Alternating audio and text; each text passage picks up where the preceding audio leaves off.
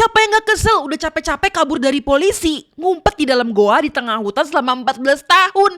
Taunya ketahuan juga guys. Jadi 2009 kemarin di China itu ada sebuah kasus di mana ada seorang pria bernama Liu Mofu. Dia merampok sebuah pom bensin bersama dengan satu saudara dan satu temannya, jadi bertiga tuh. Ternyata mereka berhasil mengumpulkan uang sebanyak 156 yuan atau sekitar 345 ribu rupiah doang. Dengan jumlah segitu mereka pakai sekitar 132 ribu buat beli makan sama buat beli kembang api. Sisanya dibagi 3, jadi seorang cuma dapat sekitar 70 ribu rupiah. Setelah dapat tuh 70 ribu seorang, akhirnya mereka pulang tuh ke rumah masing-masing. Sampai suatu waktu Liu itu mendengar kabar kalau saudaranya itu ketangkep sama polisi dan lagi dimasukin penjara. Dia ketakutan banget tuh karena dia tinggal menunggu waktu, pasti polisi gak lama bakal datang ke rumah dia. Sebelum polisi datang ke rumah dia, akhirnya dia berinisiatif nih. Dia lari ke tengah hutan dan akhirnya untuk mengamankan diri dari polisi. Bener aja polisi datang ke rumah dia dan akhirnya menanya-nanyai keluarganya. Tapi ternyata dia udah pergi kan ke dalam hutan. Di hutan karena dia butuh waktu lama, akhirnya dia menemukan sebuah goa dan akhirnya dia hidup di situ guys. Makanya untuk makan sehari-hari dia sampai berburu di tengah hutan atau bahkan masuk ke kampung-kampung warga untuk nyolong daging ataupun kentang-kentangan. Sebenarnya dalam waktu 1 tahun dia bisa 1-2